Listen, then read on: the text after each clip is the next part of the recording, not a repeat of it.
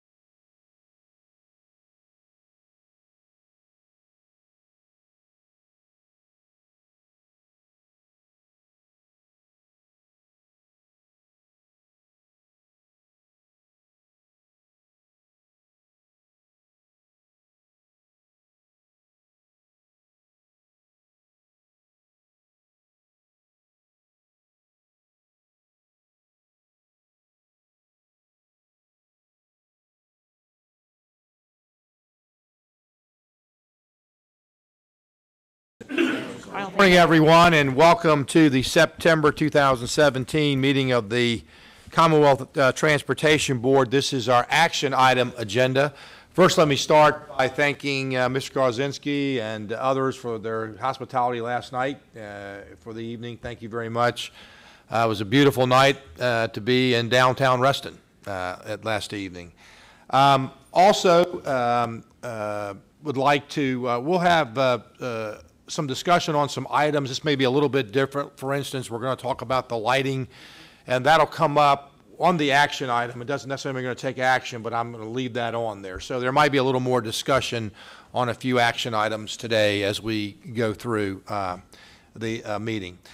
All right, our first item on the agenda is public comment, and looks like we do have quite a few here this morning to speak, which we're grateful and thank you for. I will remind them. I'm sorry.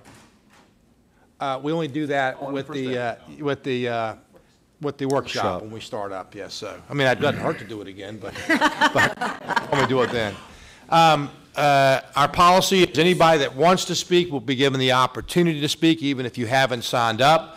But we do have a fairly firm rule of 3 minutes per individual, and that's because that's not here, but across our public meetings, whether we have 1 or 100, that makes it fair to everybody. So if, in fact, you get close and I ask you to please wrap up, I'm not being discourteous. I'm just letting you know that is what our policy is. I'll also apologize in advance if I mispronounce anybody's name. Please, that is not intentional either, and please correct it for the record.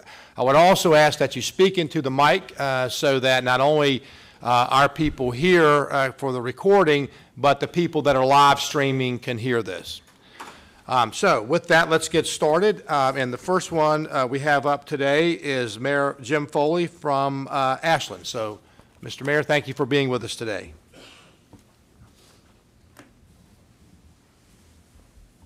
Thank you. Good morning. Secretary Lane, honorable members of the Commonwealth Transportation Board, DRPT staff. I'm here today to accomplish 2 goals. The first goal is to recognize all of you for your willingness to provide the town and the county with the additional input we so desired. The formation of the Community Advisory Committee, along with the human and financial resources committed by DRPT, are very much appreciated. The time you took last October to visit the town, recognize the destruction of a third rail through town, and would have on our community, and provide an opportunity for the community to further evaluate the situation was very helpful. My second goal is to make it clear that while the CAC forwarded 3 least objectionable alternatives, there is only one alternative the town can support. That option must be the Western Bypass. I believe we are at a point where we have 2 painful options, the trench and the Western Bypass. The primary argument being made in favor of the trench is that the impacts associated with this project are to be temporary, because the construction window is only 3 years in duration. These impacts are not temporary, they're generational. You've each received a video, a very short one that would help further explain that. The impact of choosing the trench will realistically last for 40 years or more, and if this board decides to recommend the trench option as the preferred alternative, the impact to residents and businesses would begin immediately. I've spent most of the past week hearing from property owners along the tracks and talking with business owners. It is clear to me that uniformly both residential and commercial users, we will see a dramatic reduction in property investment for the next 15 to 25 years until construction begins. Upon construction, we may be a virtual ghost town. We may have a nice new infrastructure, but the businesses and customers provide the vitality with a thriving downtown will be gone. If you need the most apples to apples comparison, think of Charlottesville and the mall. It's thriving and beautiful now, but it took 20 years to get that way after construction was done. With all that said, I haven't even mentioned the impacts to the residential sections of the town. The disinvestment will be similar leading up to the construction. Downtown Ashland is the heart of our community, and it's how we self-identify. There are many body parts you can live without, but you cannot live without a heart. You can stop it temporarily, but unfortunately, 40 years is not temporary. For these reasons, Ashland cannot support the 3-track trench as a preferred alternative, and believe that the only viable alternative remaining on the table at this time is the Western Bypass. And we don't say that lightly. We recognize the impacts would be very significant for both, but it would just devastate our town. Thank you. Thank you, Mr. Mayor. Next up is Councilmember Kathy Abbott from Ashland. Good morning, Ms. Abbott. Good morning. Thanks for having me. I think it's obvious how much we love our town, but Ashland is fragile. We are only just beginning to attract new restaurants and boutiques and shops to make downtown truly a destination for our residents and tourists. The trench may not be built for another 20 years, but the impact of that decision will be felt immediately. How do we convince business owners on the tracks to reinvest in their existing properties when there's a great chance they will be forced to close once construction starts? How do we convince them to stay at all? How can we possibly expect new businesses to invest in downtown Ashland? All of this occurs for a few decades prior to the temporary construction period. During the 3-year construction period, businesses will close, and those that don't will be dramatically impacted. For the community to say that we will commit to supporting local businesses is not enough to take a risk on the trench. Small businesses typically operate on a shoestring. A temporary street closure or just one extra special event in the town is often the difference between a net profit or loss from year to year. Imagine what closing a street and operating within a construction zone for 3 years would do. Some examples.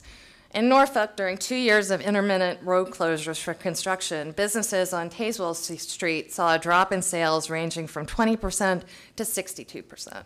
In St. Paul, construction of a light rail down University Avenue lasted 4 years.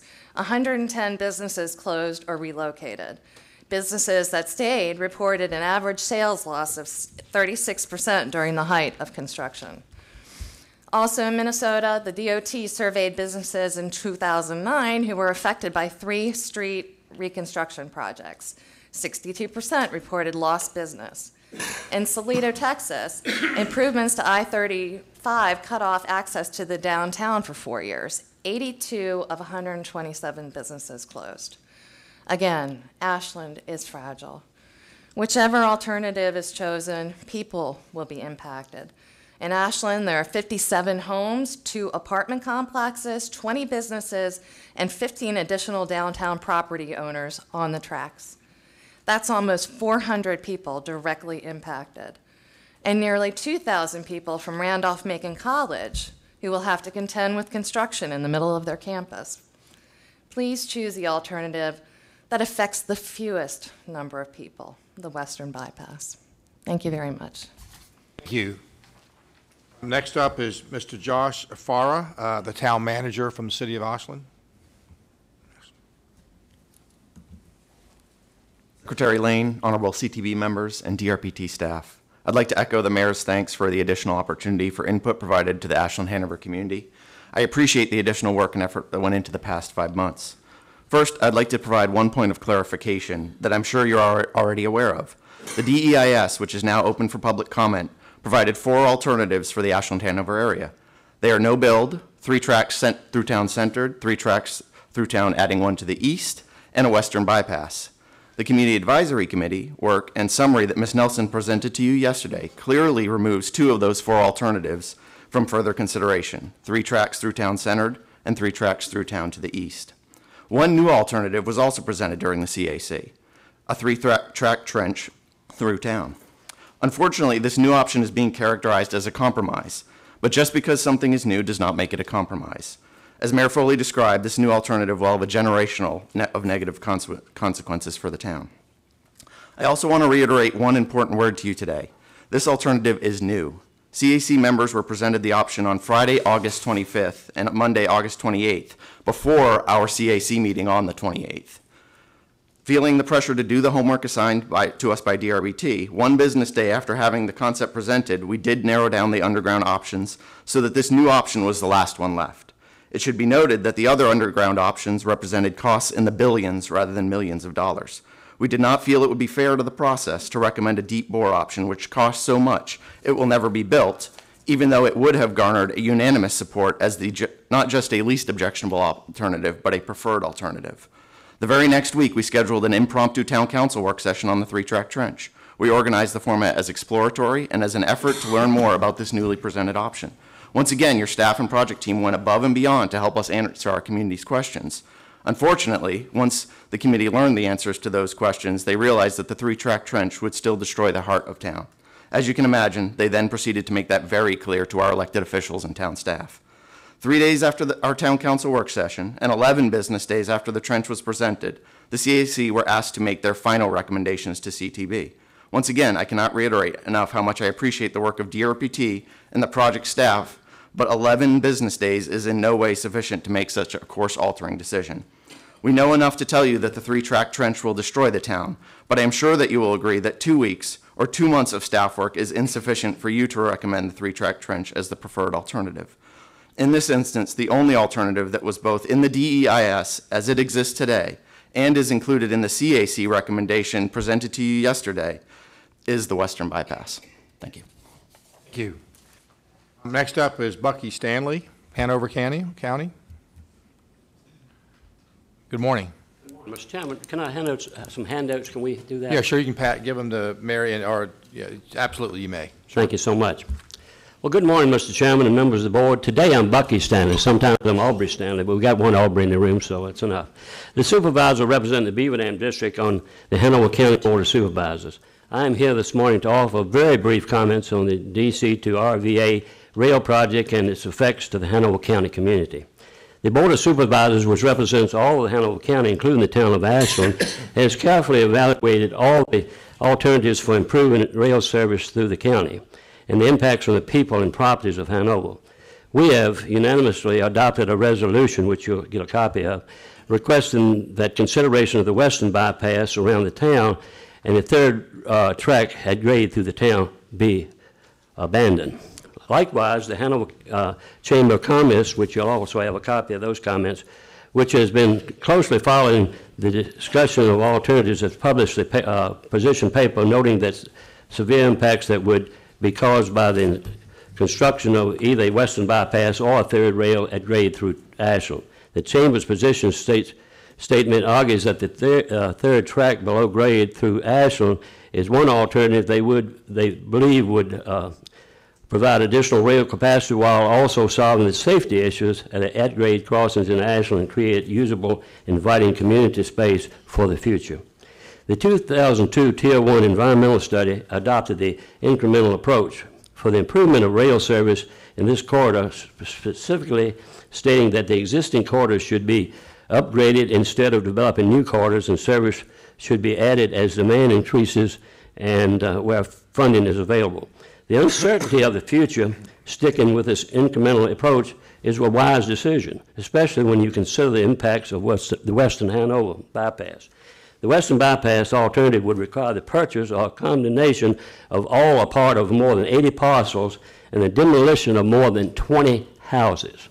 The selection of the Western bypass alternative in this corridor study would place a cloud on all of these properties and all the nearby properties for a project that may never be needed and ever be funded. The draft environmental impact statement released last week demonstrates that the Western bypass alternative, compared to the other choices, would destroy acres of wetlands. It would also destroy at least 74 acres of farmland, damage more and more acres. It would have a greater noise impact and vibration impact on more residents than using the existing corridor. And it would have a much greater aesthetic and visual impact because of topography and the construction of 6 grade separated crossings. Finally, a western bypass would be much more expensive to construct. It would require maintenance of 2 sets of tracks and would do nothing to solve the public safety problems of the existing grade crossings in the town of Ashland. I ask you to please wrap up, Mr. Stanley. Thank you, sir. For these reasons, I urge the Commonwealth Transportation Board to eliminate the western bypass alternative and focus on a below-grade alternative in the existing corridor when and if the additional capacity is needed and funding is available. Thank you, sir. Thank you, board. Thank you. Wayne Hazard. Good morning, sir. Excuse me. Good morning. Good morning, Mr. Chairman and members of the board. I'm Wayne Hazard, the supervisor representing the South Amner District, which some of the western bypass will go through. I will support but not repeat the comments that my colleague, Mr. Stanley, said. I do, however, want to emphasize that the uncertainty of the future makes the selection of the existing corridor in Ashland a logical decision. The decision about how exactly rail capacity should be increased within the existing corridor can better be made when and if the need arises and the funding is available. It remains to be seen how the advent of self-driving cars and trucks, efficient electronic vehicles, and telecommuting by employees will change the demand curve for freight and passenger rail in the future. The increase in online shopping is likely to continue to change transportation needs for shipping and for consumer shopping. Positive train control, which was supposed to be implemented in December of 2015, if it ever is implemented, promises to deliver more efficient and effective utilization of existing infrastructure. The increasing use of double-decker trains by CSX can reduce the projected growth in the number and length of freight trains in the future. A relative inexpensive connection of the CSX tracks to the Buckingham Branch Railroad at Doswell, north of Ashland, would make it possible to divert some of the freight traffic currently routed through Ashland. These and other developments could postpone, perhaps indefinitely, the need to add a third rail through Ashland. In any event, the plan calls for much more expensive and higher priority projects in Northern Virginia and in Richmond to be funded and built before anything is done in Ashland. For these reasons, I encourage the CTB Board to abandon consideration of any western bypass alternative and adopt a plan to retain the existing corridor in Ashland and to formulate strategies to utilize the existing two tracks in Ashland for as long as possible through the town. The decision about how to add a third rail through the existing corridor in Ashland, if it is ever needed and funded, should be made when the time comes, based on circumstances and technology available at that time. I would also like to endorse Mayor Foley's comments that he made to the Times-Dispatch last week. His closing comment was, he remains optimistic a better option than a western bypass or a trench can be found, given that it could be at least a decade before the work begins. Thank you for your time. Thank you, Mr. Hazard. Carrie Carlisle.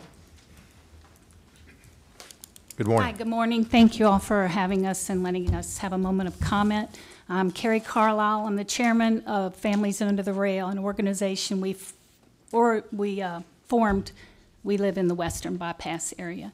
I just wanted to touch real quick on something that crossed my mind, and Mr. Stanley mentioned maintenance of the tracks. So I called Randy Marcus, I believe you all met him yesterday, and asked him, I said, well, if a Western Bypass is built, would you maintain both the tracks going through town and the Western Bypass? And he said, and he approved my quoting him, he sent me this quote, if you all want a copy, he said, would CSX own or maintain the Western Bypass?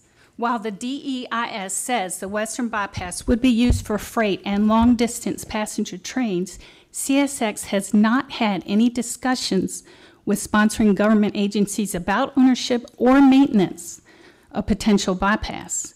CSX owns and maintains the tracks in the existing corridor and would not be interested in owning or maintaining new bypass tracks built to accommodate new higher speed trains. So I thought you all would want to be aware of that. And if you need a copy, I have a copy of his email. Thank you very much for having us. Thank you. Cindy Wilton. Good morning. Thank you for the opportunity to allow us to speak. And I also live in the Western Bypass corridor.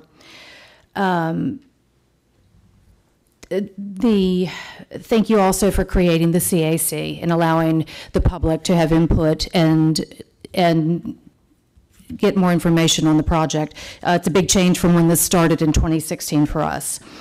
I'm asking you to strongly consider the trench option, anticipating advancements in engineering and technology. When you think of the original Tier 1 study and how far technology has come since then in 2002, I mean, we could buy VHS tapes in 2002. So by the time this project takes place, hopefully technology and engineering will have progressed to the point that concerns of the town of Ashland would be addressed. Thank you. Thank you. Phyllis Laidlaw, or Laidlow, excuse me. That's okay. Good morning. Hi, I am Phyllis Laidlow, and I'd like to thank you for allowing public comment today. Please have patience with me as I talk.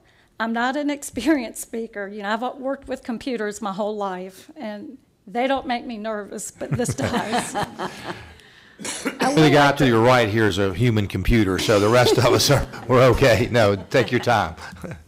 I do believe the trench option is the best. It follows the Tier 1 EIS recommendation and addresses most of the original concerns voiced by both the town of Ashland and the Ashland bypass residents.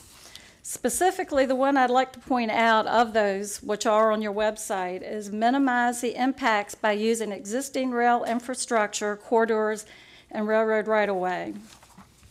The trench option would affect homes and businesses in Ashland along an existing 2-mile stretch of right-of-way.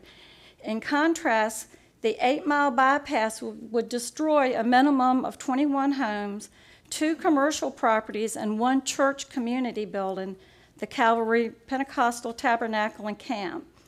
The bypass would require the acquisition of 148 acres, impacting approximately 60 properties. The bypass option would also require multiple maintenance of tracks. The main intersection in downtown Ashland is the England Street-Thompson Street crossing, which is currently a 5-way crossing. This roadway is one of the highest volume at-grade crossings in the DC to RVA corridor, with approximately 14,000 vehicles daily and increasing as development occurs. There are 11 at-grade pedestrian crossings, none of them having warning devices, and all are within the quiet zone of Ashland. An organization, Virtual Rail Fan, using a video camera placed on a building near this intersection shows that between September 19th, 2016 and May 27th, 2017, 4 vehicle accidents have occurred at this intersection. In addition, 2 other accidents occurred at other intersections within Ashland. Since the trench option would remove all at-grade vehicle and pedestrian crossings, rail accidents could be eliminated. However, should a bypass option be chosen, the at-grade and vehicle pedestrian crossings in Ashland would remain, leaving these crossings at risk for accidents. And I'd like to state, you know, I've always felt like Ashland's my home. I'm not within the town limits, but I love Ashland. And I don't like any of this happening to our town. And I would really like for the less impact to be chosen, which I really believe is the trench option. As developments are made, I think there is a way to make this work. Thank you. Thank you very much. Doug Riddell. Good morning. Good morning. I'm an engineer. I didn't get a degree from MIT. I got my experience with a throttle in my hand running trains through Ashland for 35 years. So what I'm telling you is from personal experience and not from slide rules or computers. I feel it's a tragedy, a travesty that most of the discussion has centered on the financial impact and certainly the personal impact. The Federal Railway Administration has made its goal to eventually eliminate all at-grade crossings, and only one option removes all at-grade crossings through Ashland, the cut and cover or trench.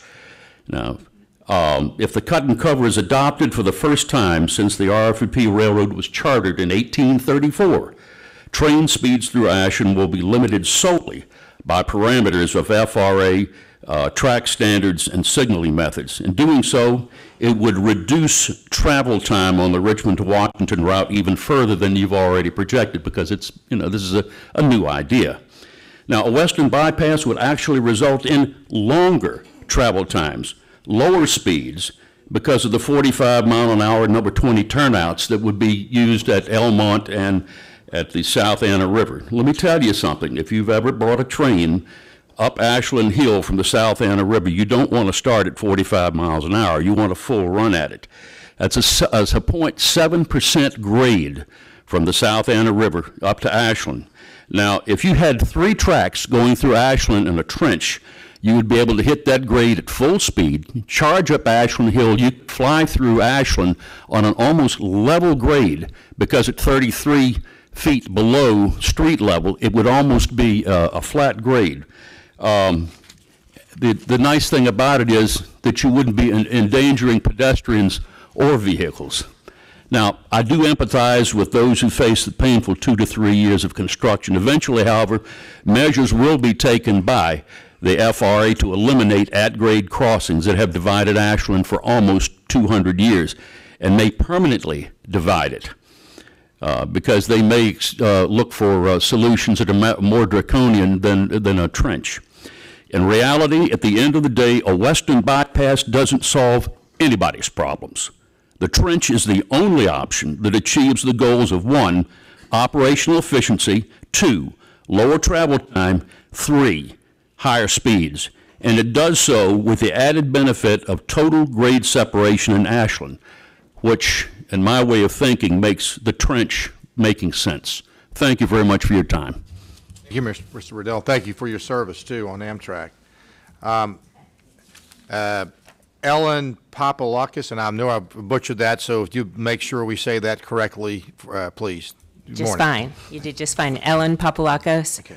I'm a board member of Families Under the Rail. I'm personally affected by the Western Bypass. It would come through my house or backyard. Today I'm not going to talk about the emotions of the Western Bypass. I know you've heard a lot of it, although they're important. Today we're going to talk about the facts, and I just want to say that since the trench option was proposed just a short while ago, Families Under the Rail feel it is the most viable and obvious solution. But more significantly, we're not alone. It's just not about us and homeowners and property owners, as important as we feel we are. Bucky Stanley just handed out the Hanover Chamber of Commerce document stating that their review says this is better for business and it's better for citizens. They do not have any personal stake in it like we do, and that's their claim. We also have Virginia delegate Buddy Fowler, who has already written a letter, and it will be released this week, along with other Virginia Assembly delegates, saying the trench provides multiple solutions for the county and its citizens. They endorsed the trench, and after weighing all pros and cons with no property at stake. And so I really feel the facts are clear. The trench offers an unbeatable combination of benefits, as Doug gave us talked about the rail safety and speed for rail and citizens, using existing corridors and right-of-ways, as you said you wanted to do from the beginning.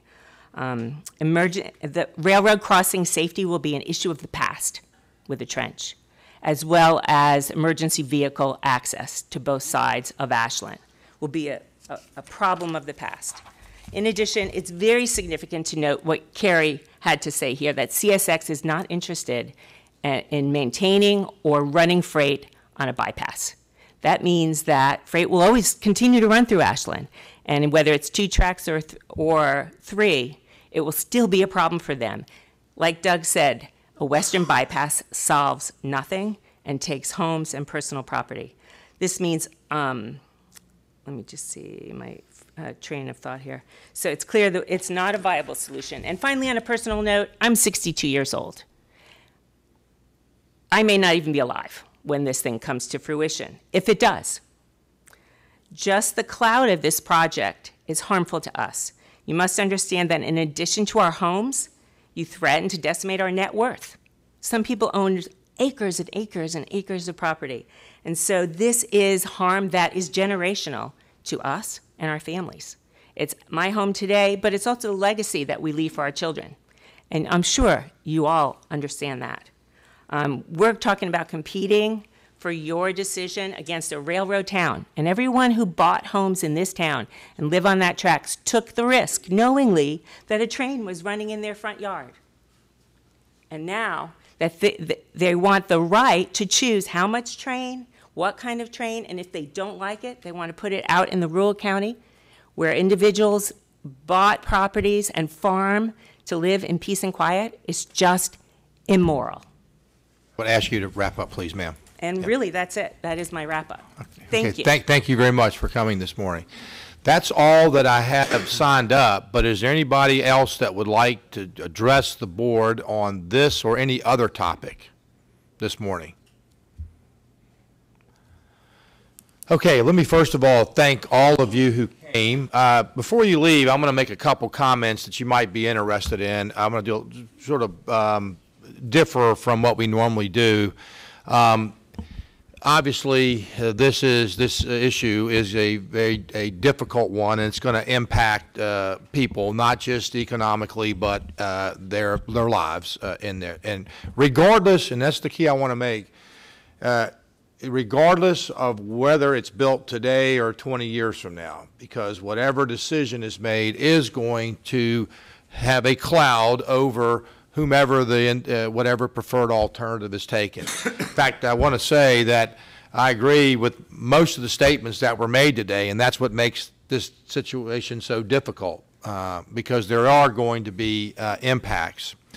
So what I can only assure is that we make a rational decision, one that people understand why we've made it.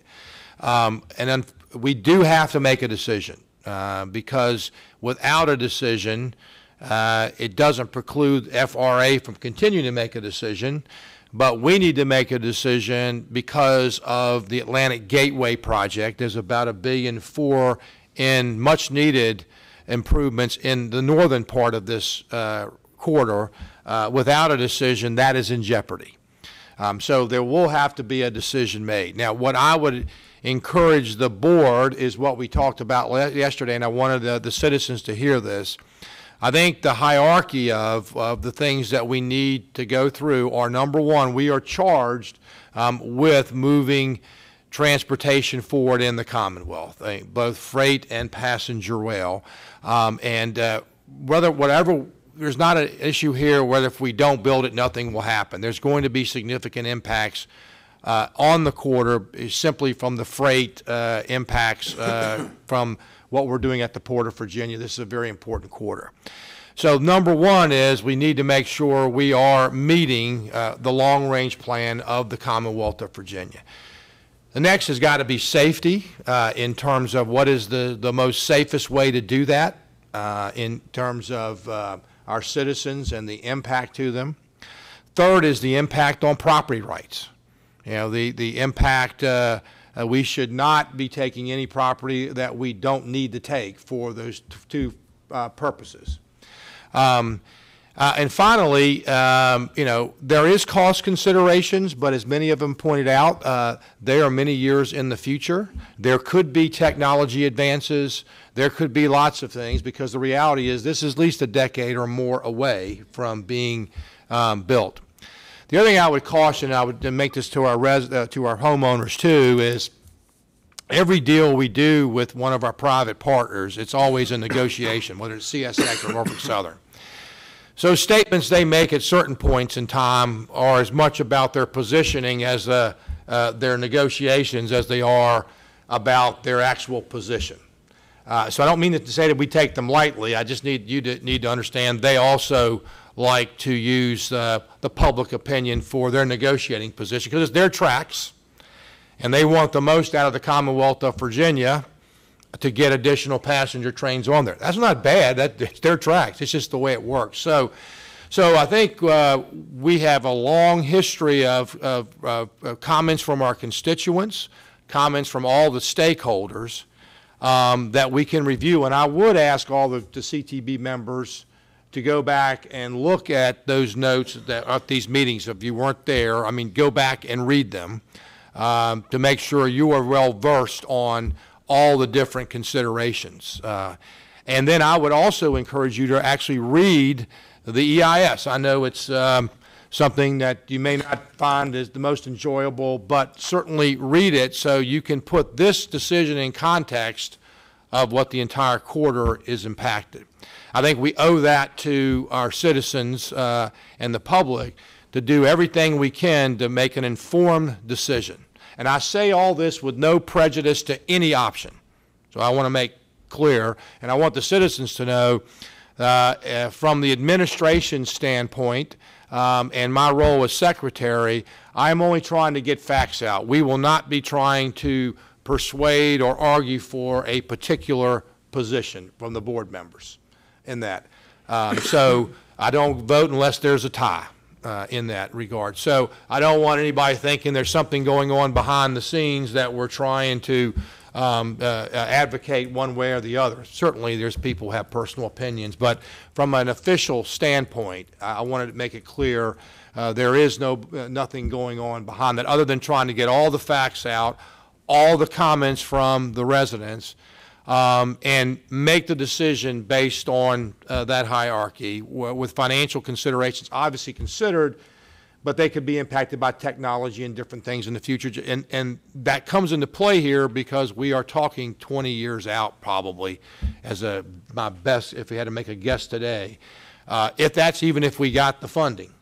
I mean, which we have not identified the funding other than for the $1.4 billion in projects in the northern part of the tracks. But unfortunately, that is not the only section we have to deal with, and we have asked FRA if we could exclude this and bifurcate this decision for all the reasons many of the speakers out today, and they declined. They basically said we must make a preferred alternative in order to get the EIS forward to be able to move forward the track improvements. The last thing I'll say is whatever decision is made, while it will cloud, there's no doubt about that, whatever decision is will cloud because there will be a public record of a preferred alternative. But what will happen is a process similar to this we'll have to go through again 10 or 20 years from now because the federal authorities will want to know if anything has changed. So that was one of the reasons why we asked to defer this decision knowing that, but again, we were unable to do so. And then finally, our recommendation is only that. It is only a recommendation to FRA. Now, I don't want to say, I'm sure they will heavily consider it. And I would say probably the default is what we do. But it is not an absolute. It is not an absolute that they will go with this way. So even after this, there may be other opportunities to weigh in with FRA after even when we make this, we choose a preferred alternative in there. So I just wanted you all to know, if I don't convey anything else, I think we understand the gravity of this, and it is going to impact people. And we'll try our best to minimize those impacts. I would just only say, though, that regardless of what happens, there's going to be additional movements in that corridor. And so there's going to be impacts regardless of anything. And that brings into safety and the whole things that we have to consider. So I want to thank you all again. You'll have other we've got I think we have a public hearing coming up in that area for the Commonwealth Transportation Board. We have another meeting of this board, and then, of course, the meeting in December where it will be available. So there's still 60, 90 days, or at least 60 or 75 days, that if new information comes available, I would ask, please send it our way in that. I appreciate it, and I will give you a word. We will consider every bit of that information in making this decision. Now, before we go on, I will give the board, is there any comment the board would like to make, or I mean, none needed. I just want to throw it open since I sort of went out of, changed the order a little bit and made some comments, so I'll throw it open to the board. Okay, well, thank you all who came this morning very much, and I'm sure you'll monitor along with our activities over the next few months. Thank you very much. Okay. Okay, next on the agenda is the approval of the minutes from July 19, 2017, which have been distributed. Is there a movement for approval? Second. There's a motion for approval of the minutes. All in favor, please say aye. Aye. Any opposed? Minutes are approved. Okay, Mr. Moore, is he here? Yeah, there he is. Garrett, good morning. How are you today, sir? Good, sir. Yourself? Fine, thank you. Morning, Mr. Chairman and members of the board. The first two items are very routine. These are limited access changes having to do with construction projects ongoing. The first is right up the road here at the toll road and the bridge from Route 7. It basically accommodates a bike and ped path, and as we expand capacity. The second one in Stafford is the 630-95, and we're expanding some movements and the right-of-way of the footprint of the road itself to higher capacity. And my recommendation is that the board approve number one. Ms. Hines? Move approval. Is there a second? Mr. Kasperitz, any comment or discussion? I know, we're going to do them separately. So he said number one. I wanted to make sure if he was going to say both together, but he said number one. So we'll do them separately. Any other comments or discussion? All those in favor, please say aye. Aye. Any approved? Okay, now to number two. Again, this would be Mr. Connors. He is not here. So is there someone who would make a motion? Also recommend that number two be approved. Is there a second? Mr. Kasperitz, a second. Any comments or discussion? All those in favor, please say aye. Aye. Opposed? Okay, thank you, Mr. Moore. Mr. Lawson, good morning again. Mr. Chairman, members of the board, I've got several items for you this morning.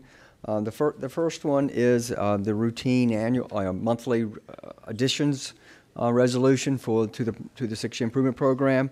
I do want to point out that this month there are 3 additions. The first one is an ITS project.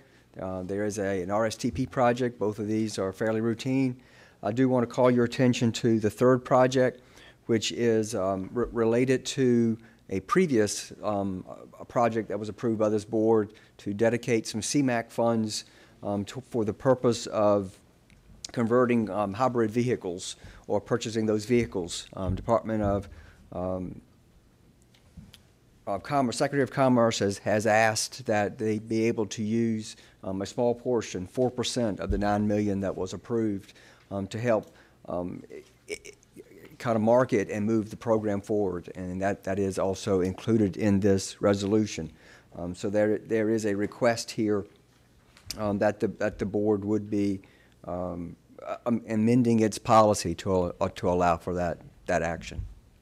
I would make one comment. I think maybe a better word would be use educate and then market, and I'm not suggesting because when we did this, there are many people that are unfamiliar with the program. This is a stated objective of the board.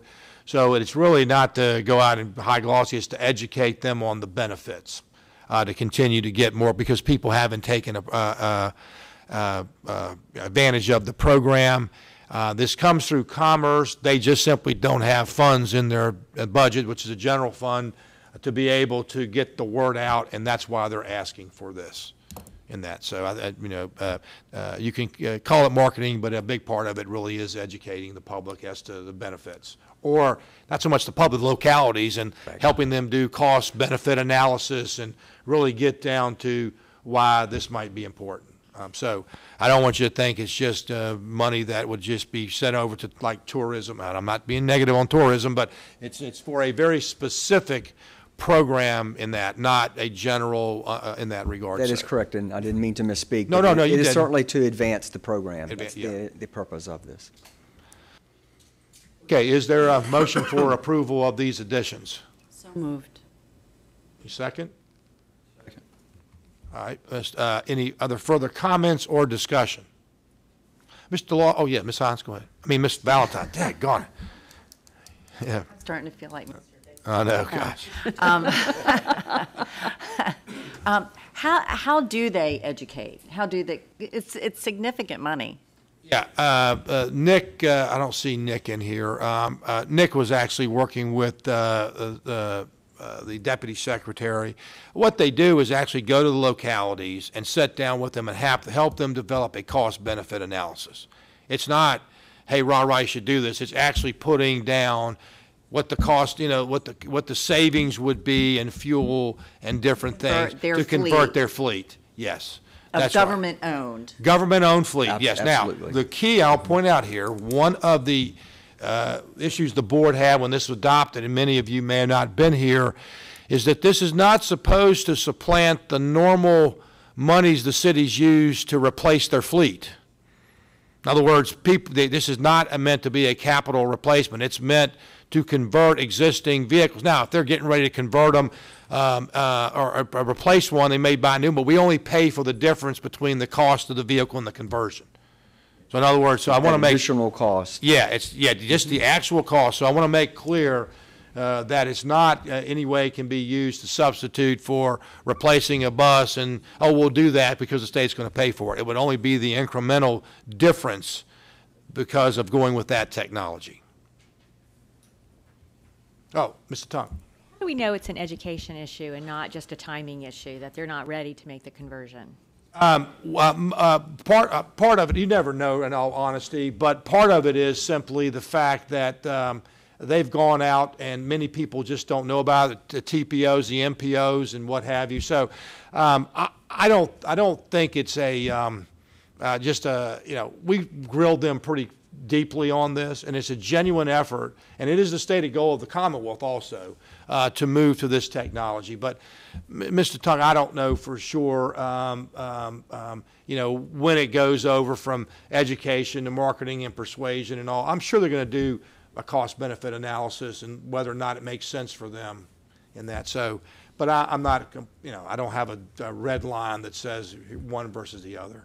And I do think it really, awareness probably is a good word to use there. Again, just making, if they don't know about the program, they can't take advantage of it. And I think that's a lot of it, is a lot of local governments just don't know the program is available. Not so much really the urban areas, it's many of the other outlying and rural areas who simply just haven't considered that. Ms. Hines, you wanted to say something? I did. I mean, I lived through this in my jurisdiction, not only on the county side, but partly on the school side, looking at the cost of buses. And there's no question that the original outlay to buy these vehicles is more than if you, just like it is in the regular market. But I did pursue this a little with the gentleman who called me from from the Commerce Department, and he told me a story that I think is worth repeating here, which was there's a sheriff, he didn't tell me what county, who decided he would go out on a limb and do this, and took the existing vehicles and got the new ones, and was back 2 years later to do the next tranche because because his costs went down, and it allowed him to do other things with the money that was in his budget. It takes a little while for people in local elected office to see the advantage for this, and so I do think it's awareness and it's education, and then finally it's that cost benefit thing that shows people over time it frees money up. But all the work I've done on alternative vehicles and alternative ways of moving people, there are early adopters, and then there are the people who really need to be led and help to see why this is beneficial. And I think this is actually, in the scope of the project, a pretty small amount of money for what could be essentially a fairly large bang for the buck, and good for the environment. So are you comfortable? There's Mr. Donahue. Nick, we were just speaking about this program on the natural gas conversion in Hayes, and really the comments from the board are, just want to make sure what exactly the money's used for, education, and their plan. I think the main plan is really do a lot of technical assistance with local governments to help them understand how they could do a conversion, understanding the fuel supply issues, the potential energy savings long-term, and other things that a lot of the local governments don't really understand very well today. And so it's to provide them with that technical assistance to make them more comfortable with moving forward with a conversion. We found some of the jurisdictions, particularly in the central Virginia, and by that I mean Richmond area, were more aware of this and have made some conversions, but in other areas of the state there's been a lot of unanswered questions, and today there's been no resources or staff available to essentially provide that information to the local communities as they consider making that conversion. And so that's what this funding would assist them with to do. As just a brief history, this program started in 2012 and was originally aimed at state vehicles. And I think there were several large state agencies that were contemplated at that time. Several of them indicated they were not interested, and so you all, it was either in 2014 or 2015, made the change to open it up to local governments. We saw kind of a quick influx, but then have really seen it tail off since then. And so we're hoping that this will help put these funds to use, actually get more vehicles converted by helping those local governments understand how this program works, how they can set up the fueling stations and other things of that nature. And as John, you mentioned 90 million at 4%, so about 3.6 million? 9 million. 9 million. This is 360. Oh, that's, okay, fine, 300, okay. Oh, Good. So okay. I thought he said, so it's 360,000. So, 9 million. yeah, okay. It is not a large sum of money that we're talking about. Yes, here. okay, yeah, so. I'm really grateful for that because I came up with 3.6 Yeah. million as well, and I'm thinking Well, that's a lot. 3.6 million. Oh, no. Over no, what? no. I'm thinking, is there a job opening for this? Because that sounds much better because that was to me a tremendous investment, and so I was going to ask, gosh, well, will they come back and tell us how it went? No. Yeah, it's not. We're a much smaller Okay. number here. Okay, any other, John, but you mentioned there were 3, I heard 2 of the additions. It was an ITS project. ITS? An RSTP project from, Yeah, from local government. Okay. And then this project. Okay, fine, just want to make sure. Any other comments or discussions? Okay, was there a motion? Motion. Motion, yes. Is there a second? Now, is there any more comments or discussion? All those in favor, please say aye. Aye. Any opposed? Okay, Mr. Lawson? The next item before you is the monthly transfers. Included in your package is the items that are required for your approval. There are no unusual items in that list. I also want to point out that included in the package, as always, is the threshold report that identifies the projects that don't require your approval, that fit within the parameters of the approval, kind of the blanket approval that the board has provided to the commissioner. It includes a project in Virginia Beach, the Atlantic Gateway project, where the city has chosen to move the funds off of the Atlantic Gateway project and onto the Centerville Turnpike widening project. Just wanted to make you aware of that move.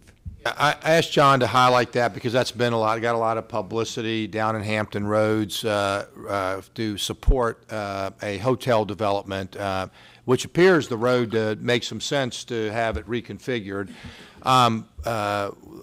As you recall, that got a lot of attention when a grant was requested by the city of Virginia Beach of approximately $2 million to help with this road. At that time, it was a TPOF grant. There was still some outstanding monies.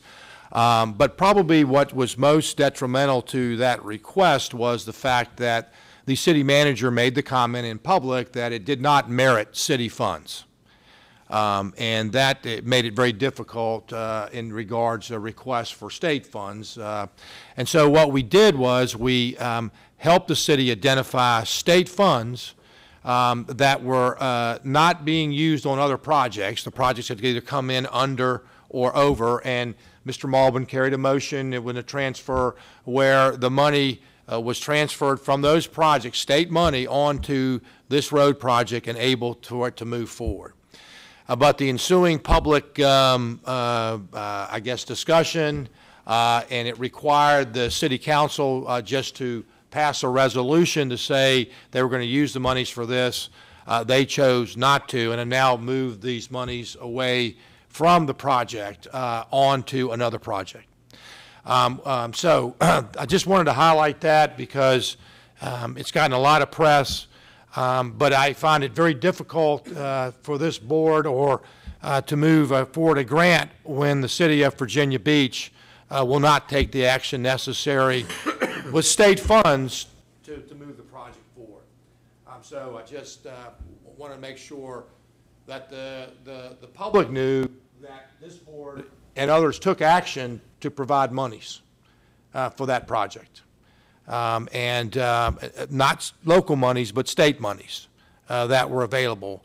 But it has been the action of the city of Virginia Beach to move them to another project. And I just think, I'm sure there'll be some additional press about this, and I wanted to make sure the facts were out because while it is in their purview, it's difficult to justify, again, using state monies when the city managers made public many times that it did not warrant local funds. I think I've characterized that correctly, Mr. Malbin. Done a good job. That stuff. So, so we're going to. I would recommend that we adhere to their request. So anyway, so that's a little background behind that. Is there a motion to move forward? I'll make a motion. Is there a second? Any other further discussion or comments? Mr. Chairman, Yes, are we talking about the whole? The whole thing. It's in there. Yeah. Do you want to make a comment? Yeah, Yeah. I do. I at first jumped out of my seat when I saw $1.6 million coming out of a project that's still under construction on our bridge over in Front Royal. I subsequently digging into it found out that it was a swap of funds, as I understand it. They were taking out $750,000 from Surface Transportation Program and refilling with National Highway Priority Program. I don't understand it, never did understand it, but I guess it troubles me a little bit. We don't really know some of the reasonings behind this. These types of transfers. We take it in good faith and we approve it and we move on. But why are we doing that? I can't speak to the particular project you're talking about at the moment. I'm talking about the Hampton Road, Salem, Stanton transfer on the 6-year improvement plan. With threshold report or the regular report? I'm sorry. The threshold report. Okay. What number is it? What number is it? Is it 11? 11, yes. Okay. As I understand it, that is moving $750,000 off of our Route 340 bridge, which is under construction. It's still being constructed. So we're taking money off of that program, but then we're replacing it with money from somewhere else. And it Salem's happy to have that money. I mean, the donor district is, it's coming to Salem.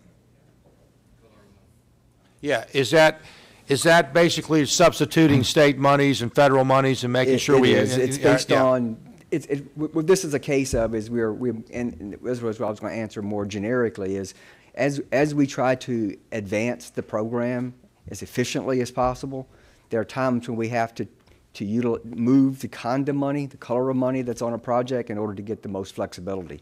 Because you can have monies some monies you can't use everywhere.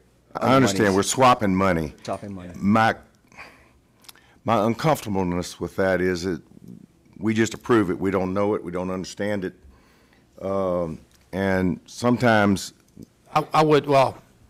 this is fairly routine, and I'm happy to go through, but it's not a net difference in money. It's the same balance. That is correct. In other words, so we're not taking one money from a district to another district. We're substituting the color of money to move the programs forward. which isn't shown on this transfer. That subsequently found that out, but it was not shown in that.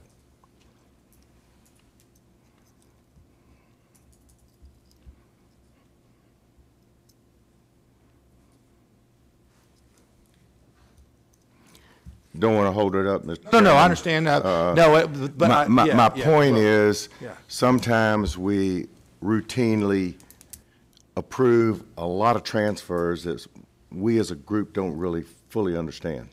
Well, I made sure to highlight any net difference in between districts you must approve, but this is they're making sure we get our total federal match and doing things like that. Now, John, if you want to, we can maybe go back and research the history behind this one. So we'll do that, but there is no net impact. I understand that.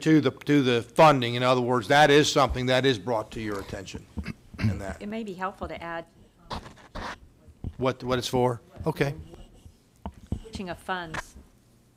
What I've learned is that it involves Surface Transportation Program money and National Highway Priority Program money. I don't really know the difference between those, but I trust that that's what's happening. My point is, sometimes we need an explanation. Okay. Secretary, Yeah. I think probably each district operates differently, but in my case, my district administrator gives me an explanation on these transfers. And That's probably what it should have happened here, because. It did, but I don't understand it. That's my Okay, point. okay, I Oh, see. because- Oh, yeah.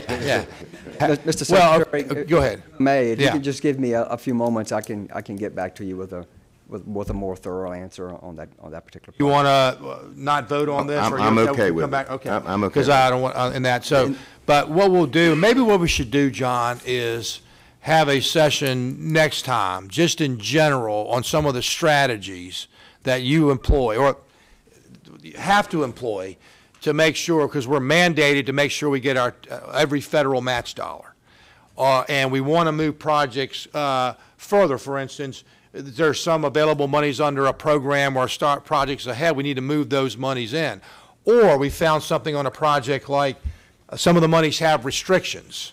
And so we'll not want to do something with that, and we'll move it where a project that doesn't have a restriction. So, but I assure you that they are not dollar balances where we're taking money, or I should say, VDOT's moving money through, we're taking from one district and not another, and this board's not approving. It is about the management of the various programs. Now, that gets a little better as time goes on, because we've sort of simplified how the formulas go, but there's always going to be part of that going on, because there's a difference between state and federal dollars and other program dollars. Yeah. Yeah. Go ahead. As more and more projects are in the Smart Scale program, and eventually all of them, other than special programs, will be through Smart Scale. There's some pretty specific things about what happens when there's a balance left on a project, but I think as the board realizes, we are having, as we work through those projects even, there are certain thresholds where we need to be able to move money around to keep projects fully funded. But I think that process is pretty straightforward. These projects, and we still have quite a few in our pool that we're using what I would call statewide money, that we're working through that process. And as we complete a project, we've got projects that need funding to be fully funded. And again, many of these projects are pre-Smart Scale, but I guess is a good way of putting it. And so we're constantly working to find ways to make sure that every project that's in our process gets funded. So there is this moving balances around constantly, as well as moving the types of money. As the Secretary said, we fairly routinely are switching types of state and federal money in and out of a project.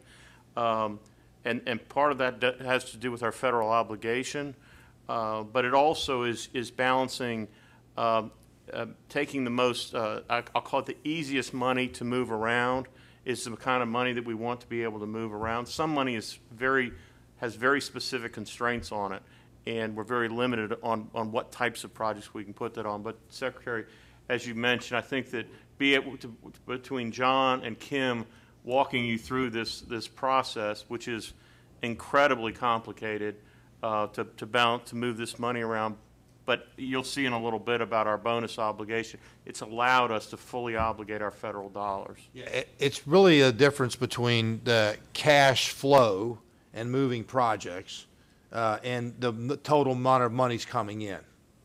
In other words, if we didn't do this and we put some money on a particular project and it gets moved ahead, it may have to wait until that money could be done. In other words, becomes available. And so this is moving it. So it is fairly, when I'll say routine, it's fairly constant as part of the cash management and moving projects forward.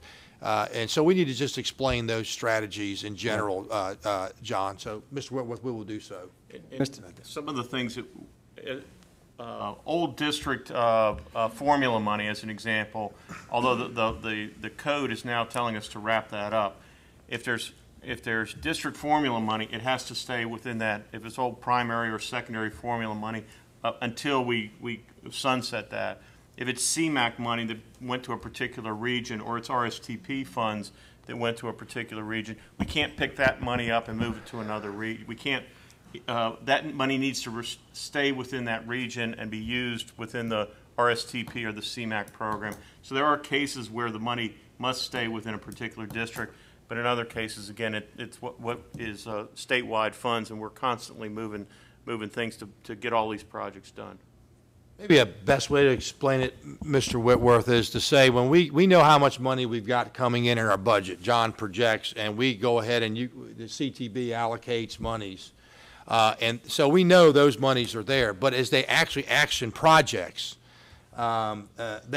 maybe their best estimates of what type of money should be used there is not the best, and so they transfer it around in that stuff. So we'll go through that, but it is not something that it's unusual. In fact, it's probably a weekly or daily type thing you're looking at to continue to move projects forward. Well, this particular chart only showed a transfer, which they said was surplus funds, which it's not surplus funds. So, Mr. Secretary, if I may, through the magic of technology here, I've gotten a response from Kim. Last month, if you recall, a project was added for the EIS on the Patriot Center. And what this action is moving some funds out of a balance entry onto that project as requested to make that project move forward. So while I think we do owe you some discussion around how we move monies around in terms of the colors of money, this particular project is actually a step 2 from an action taken last month. In other words, we have a balance entry means that we know we have these monies that could go on several different projects. And we're moving that as we go in, yes. But we'll take you through that. Yeah, take you through that. I think it should probably be good to go through that. Okay, any other comments or discussion? Ms. Valentine. Just to comment, because this is live streamed, that, you know, I think a lot of our districts work hard to try to explain it. I think it's a great idea to perhaps do this a larger overview. But I know my district, they work very hard to help me understand what the transfers are. So there are times I will concur with 3 and not 4 until I understand somewhat where it's going and what the process is. So I did want to make that point that the districts do try to inform us about. I think that's the role of this board is to ask questions, checks and balances, and so absolutely, that's the way it should work. And I think, I just say that's what the intent of VDOT is to do also, and that's so. Okay, did we have a motion for, yeah, we did. Okay, so all those in favor, please say aye. Aye. Any opposed? Okay, passes. Okay, John? All right, continue on, the next resolution is related to the August redistribution of federal funds. We've come to you every year for, as long as I can remember, seeking your approval to authorize the Secretary and the Commissioner to put to use the additional funds received through the August redistribution. And what we are doing here is we'll be looking to to allocate the funds that are not currently in the budget. We have, as part of the August redistribution, the way the federal program is working today, we receive our obligation authority really in 2 pieces. We get the initial obligation authority at the beginning of the year, and then we get another component of it through the August redistribution. We have to make sure we've covered the revenue estimate that we have included in the budget, and anything that would be above that, then we are able to put forth to other work, and has been the practice of the board and the Secretary and the Commissioner over the past few years. Any of these excess funds that are made available have been used for stated good repair purposes to help improve the condition of our bridges and pavements. Your second. Second, yes. Any other comments or discussion? All those in favor, please say aye. Aye. Any opposed?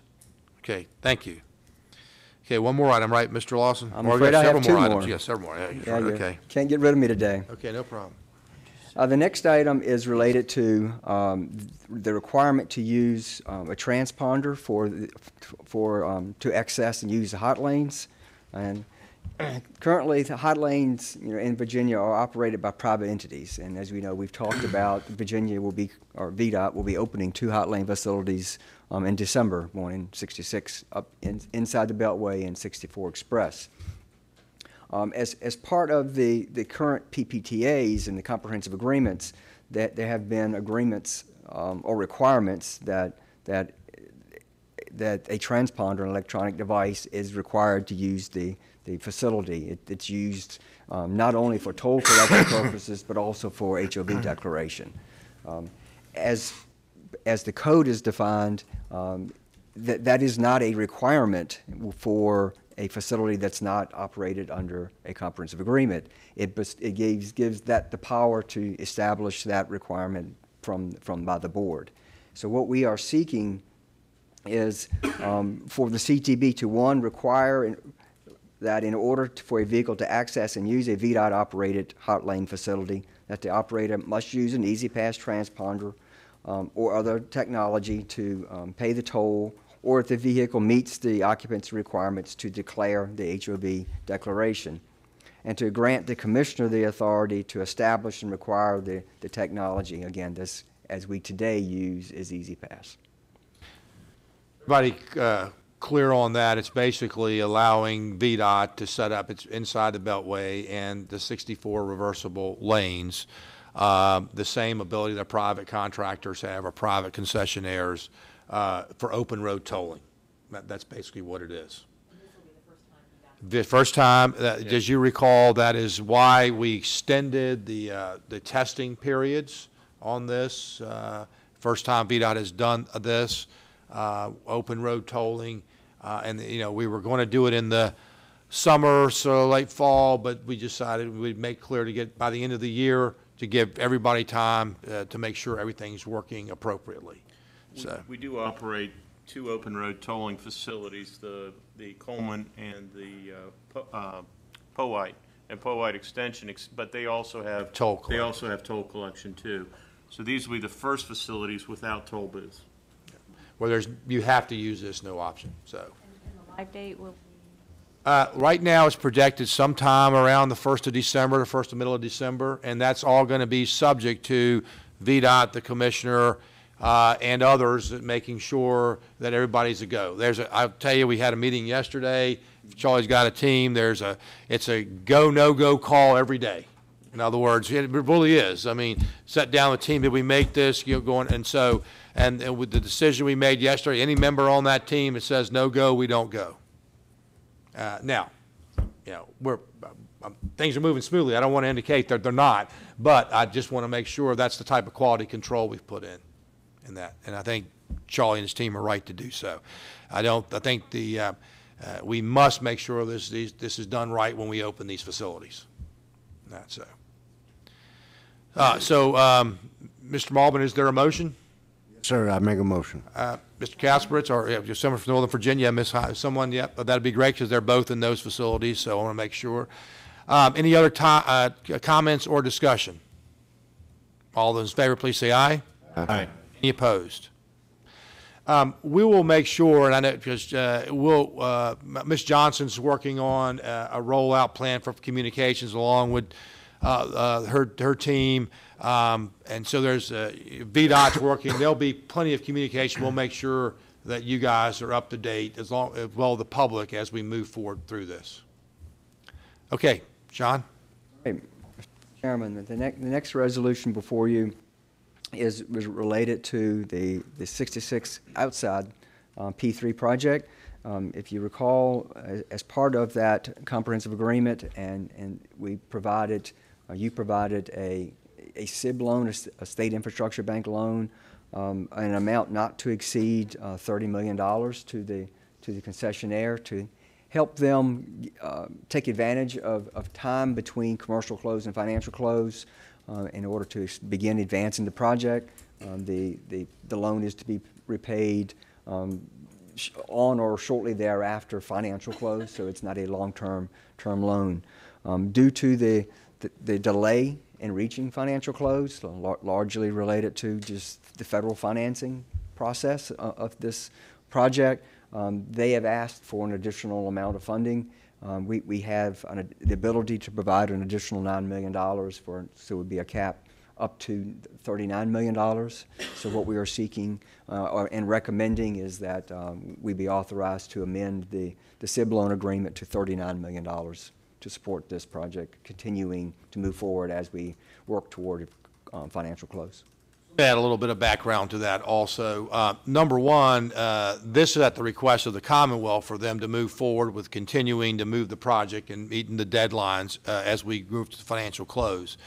It is not additional money in the project because it's paid, as John said, right back in a closing. I think some of the news reports have been, oh, we're giving them more money. Yeah, it's because we want to continue the project, but it's not additional money over and above the contract price or and above what we've agreed to. It's money we want them to keep going that'll be paid back at our closing in that. So I just want to make sure people understand that the project is moving forward as it's contemplated. Yes, it's taken longer on the TIFIA financing. And quite frankly, I'll point out that has been a cost to the deal. In other words, every day that we wait to get loan approval is a significant amount of money to us. Now, we're working through with the TIFIA partners, and a lot of that had to do with the transition. But, you know, we're close, and I don't want to prejudice one way or the other it's going, but we would not be asking for this if the project weren't moving on. We want to make sure we don't lose any time. But, yeah, go ahead. And also to be clear that the repayment of this short-term loan has nothing to do with the concession payment. Right. So you have a concession payment. This was built into the comprehensive agreement. So this repayment is simply a repayment of a short-term loan. The concession payment is completely separate. Just, I mean, further clarity here, as with these special purpose entities that are created for these concessions, there really isn't any money in the organization until they reach financial close. So that's the purpose here. It's just to keep them moving until financial close, then they settle up. Yes, Ms. Hines. And the money is used for particular things which have been pre-agreed to, is that correct? That's correct. It's continuing design, outreach, all those things to continue to move the project going. This is not a profit, or this is both sides keeping everything going. We don't lose our momentum. We had projected financial close before now, but with the new administration, it's taken a little bit longer. Again, it is what it is. But it is not an increase in cost or increase in other. I'm just saying the quicker we get closed, the quicker we're able to negotiate a design build contract and all that. And that's one of the things we've been trying to let our congressional or federal partners know. If you're going to attract private investment, you need to move. And so that's really what this is about. We did not want to wait and let state bank monies to be paid back to continue the project forward. Mr. Todd, did you have something? Just what's the balance in the state infrastructure bank? Wasn't it getting? We had that last month. What does this do? This is, in essence, all the funds that are available. So this will be it. So you're confident that it's moving along and financial close? I mean, I think this will be replenished in the next 60 days and back in there with because of the timing of closing and that. The way I can put this is I have every reason to believe that we're going to close. I mean, in that. I mean, I can't say we're going to close because I haven't been given the documents, but I have, in all the discussions with our private partners and our federal partners are that we're just working through the process. Is that a fair assumption, Nick? John? Yeah, and that. So I just want to make sure in that. I hesitant to say until we actually, it's like the money's in the bank, but it's going well. It's just taking a little longer, and a lot of that had to do with the transition. There's different people involved. Ms. Hines, Move approval. Is there a second? Second. Any other comments or discussion? All those in favor, please say aye. Aye. Any opposed? Okay, Thank you very much. Right. Lastly, but not least, the next item before you is related to the designation of the hot lanes and the related extension of operating hours on Interstate 64 from I-664, I-264 interchange to Interstate 264, and a advance of toll facility revolving funding for said project. The VDOT is seeking to convert high occupancy lanes, currently HOV2 lanes, to hot lanes on the I-64, beginning in the vicinity of 464 interchange and extending to the I-264 interchange.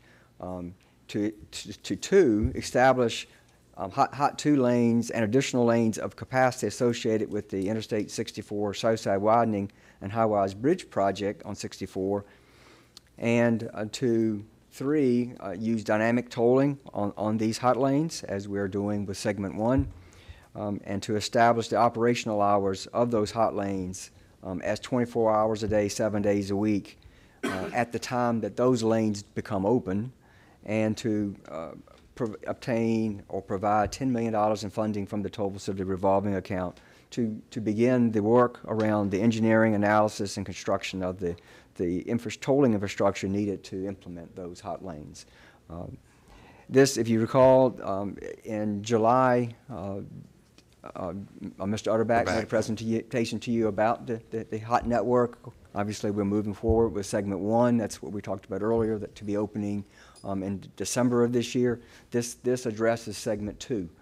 That will be done as we widen this segment, as well as to build out the new high-rise bridge.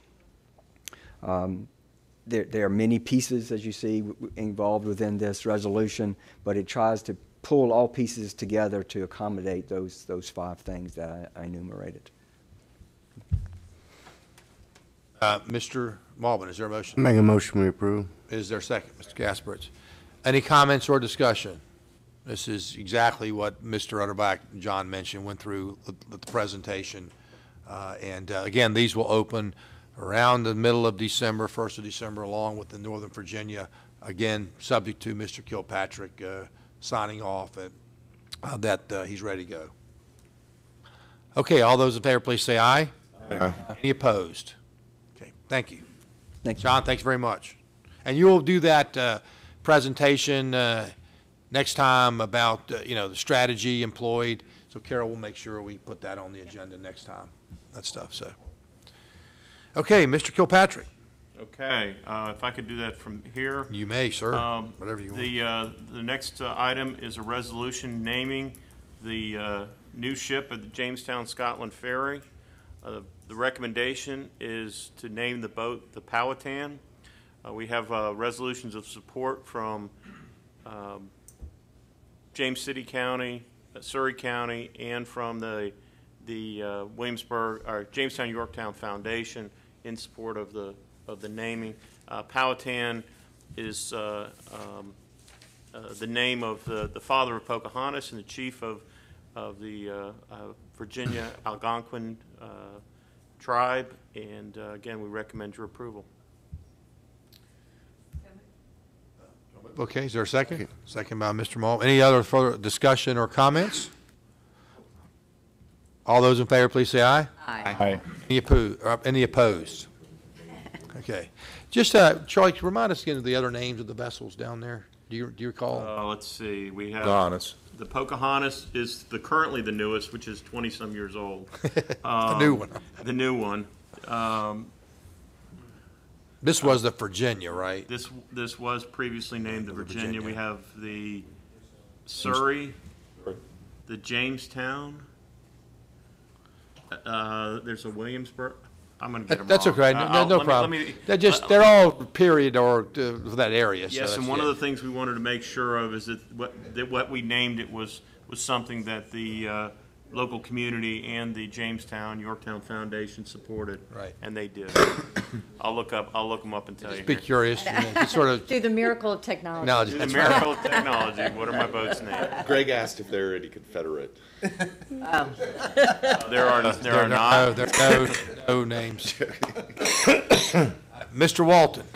Mr. Secretary, members of the board, good morning. I have the next two items. Item number 11 is a request for a deallocation of economic development access funds from Henry County. This was a project in the Patriot Center at Beaver Creek Business Park, which has a number of completed EDA projects in there. However, Henry County has acknowledged that the proposed development that drove the request for this particular project is not anticipated to occur. Therefore, the project's no longer warranted, so they requested that the funds be returned to the statewide EDA fund, and we would recommend your approval of this deallocation. Either Mr. Brown or Mr. Williams are here. It's in the Richmond. Do I hear a motion for? Moved. Is there a second? Second. Any comments or discussion? All those in favor, please say aye. Aye. Opposed? Okay. Secretary, I want to Yes. just clarify, that's in Henry County, near Martinsville. And, it's unfortunate given, that area has suffered so greatly from the decline of textiles and furniture. It's really too bad that this project didn't work out with this money, as much as Mr. Williams opposes this form of money. But anyway, this could have been very helpful to Henry. Okay, sorry, okay, it was the Salem district. Sorry, should have called on you. Sorry, I thought we were doing the first one. I just wanted to point out that it was too bad. You went out of order, Mr. Walt? You didn't do 10. That's okay. All right, so that's why I thought you. Oh, I had it as 11 and 12. Okay, sorry, okay. Sorry, I apologize. So I apologize for calling on, calling them out. Call them out again on this one then. That's right. Oh, twice. Twice if they're not here. That's right. That's right. So, all right. So that was the deallocation. So thanks for clearing that up. So let's talk about the one in Richmond now. Mr. Secretary, I'm sorry, my book had it as 11 and 12, I'm sorry. So I guess next is a request from Henrico County for an allocation of economic development access funds to serve a bonded project in the White Oak Technology Park, which is a 2,200 acre park owned by Henrico County. This would be an extension of Engineered Wood Way. The project is estimated to cost $2.8 million. It has the support of the Virginia Economic Development Partnership, so we would recommend that you approve the maximum allocation, which would be $500,000 unmatched and $150,000 matched, for a total of $650,000. And we'd seek your approval. Again, that since Mr. Brown and Mr. Williams are not here, is there a motion for approval? Is there a second? Second. Any other comments or discussion? All those in favor, please say aye. Aye. Opposed? Thank you. Okay, thank you.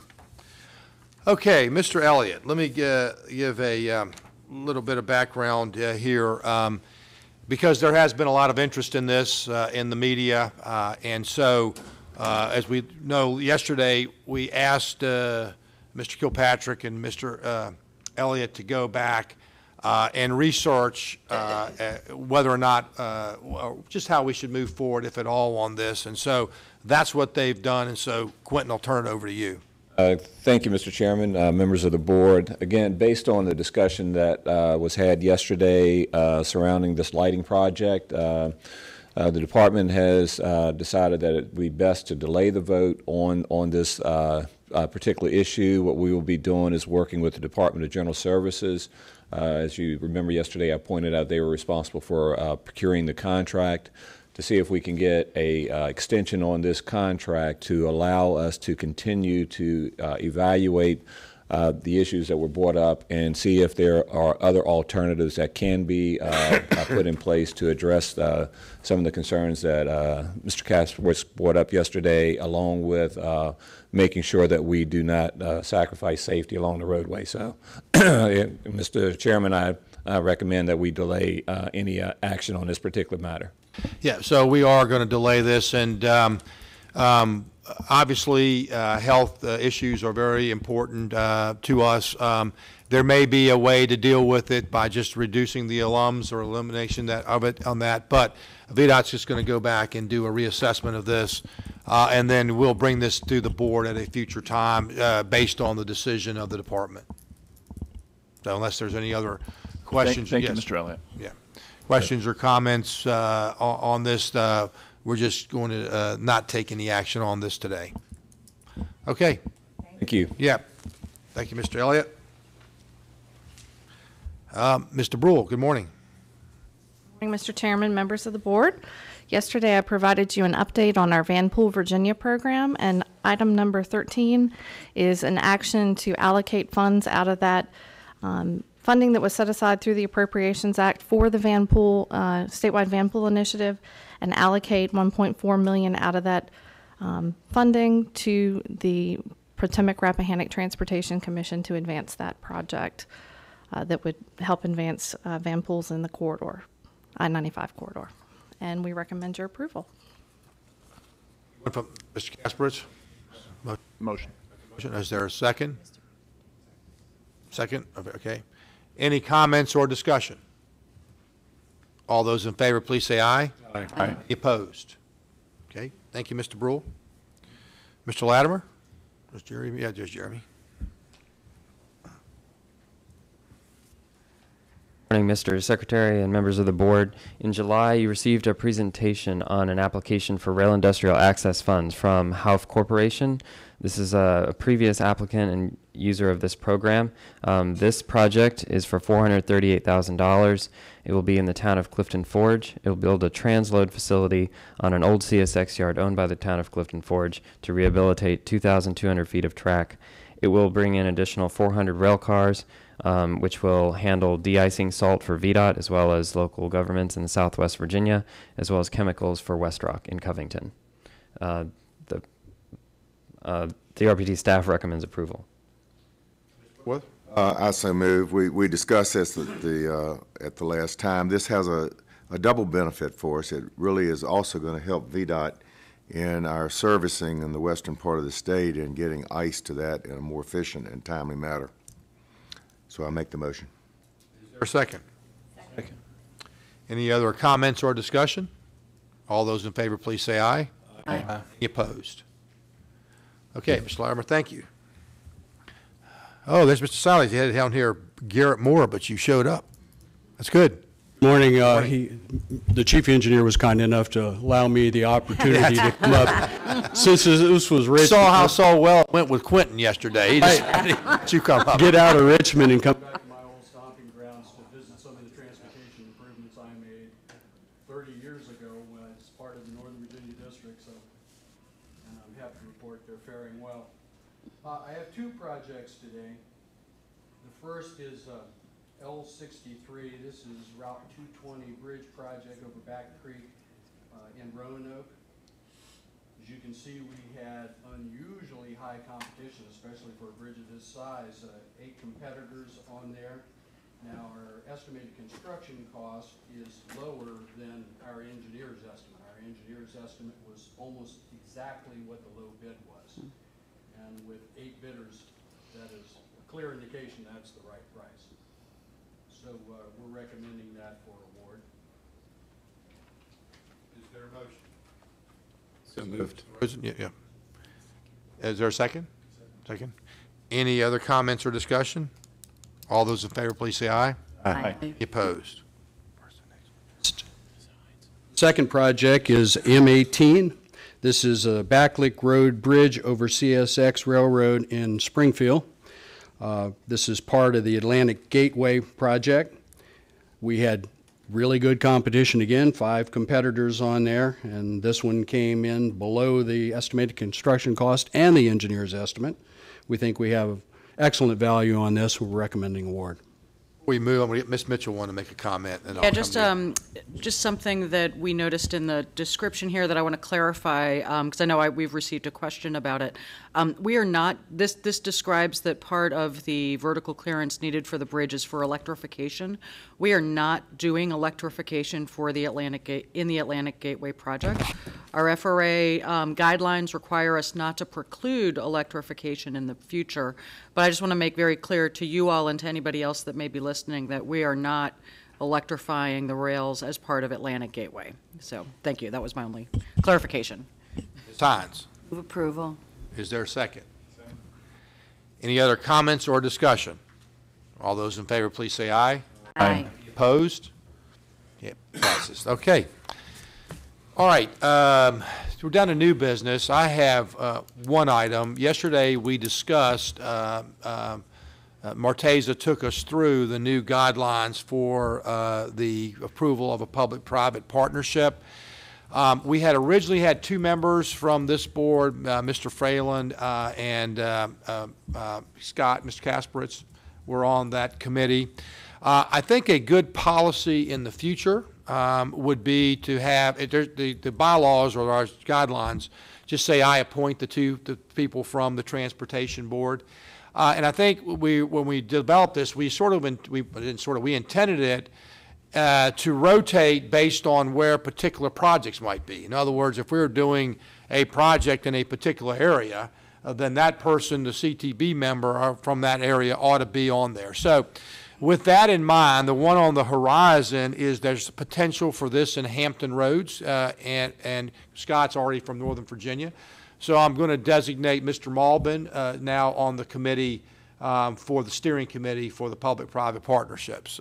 That's not saying we're doing a particular P3 on any project, but if you look at the procurement coming up over the next year with the large projects in Hampton Roads, with some additional opportunities in Northern Virginia, that seems to be appropriate to have those two areas represented in contracts. So, assuming I've directed you, Mr. Malbin, you can either accept or not. Anyway, I have my mentor here. That's right. That's right. Well, so that Mr. Malbin will be now on that, and I suspect you'll be getting some. That steering committee will be meeting sometime as Charlie develops the Hampton Roads Bridge Tunnel. Not saying we're doing a P3, but just the process that we have to go through in that. Is there any other new business? Yes, Charlie. With the miracle of technology. Oh, you've got that. The Jamestown Scotland Ferry was actually established in February of 1925, and we took it over in 1945. And the names of the current fleet are the Pocahontas, the Surrey, and let me give you the dates these things are built, because that's sort of interesting. Pocahontas was built in 1995, the Surrey in 1979, the Williamsburg in 1983, and the Virginia, which is the one we were retiring, was built in 1936. I believe, if I You're close. It was originally scheduled to be a ferry on, I think it was Lake Champlain. And for whatever reason, we ended up with the vessel. So I think it's time to retire the Virginia long service. So again, the new vessel, the Pocahontas, will be in operation in the spring. And again, that's a free ferry service. It costs us about $12 million a year to operate that facility. It comes out of our maintenance program.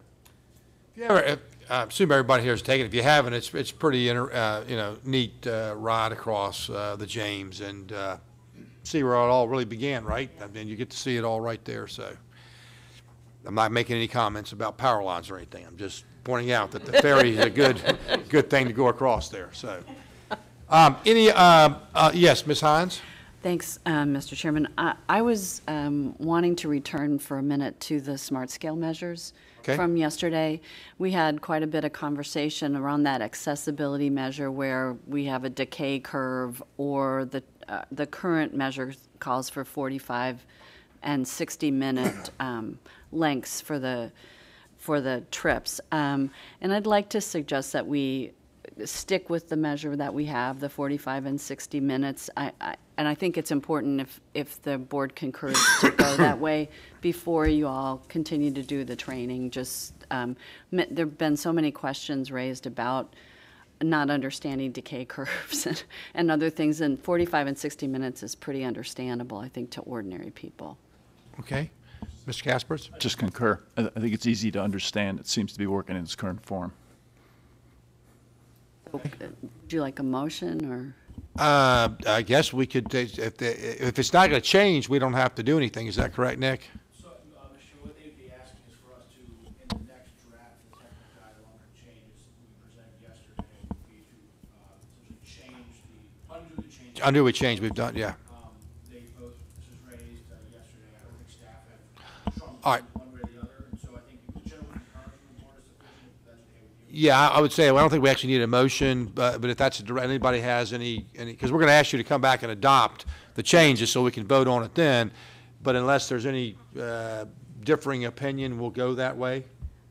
My only comment would be is some of the rural areas, especially in kind of the northern Virginia suburbs, as they have so many commuters that go into northern Virginia that exceeds the 60-mile radius, that would harm them, correct?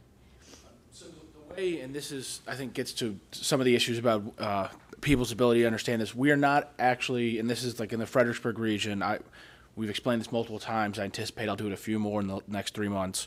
But the way this works is we are not actually measuring anyone's given commute.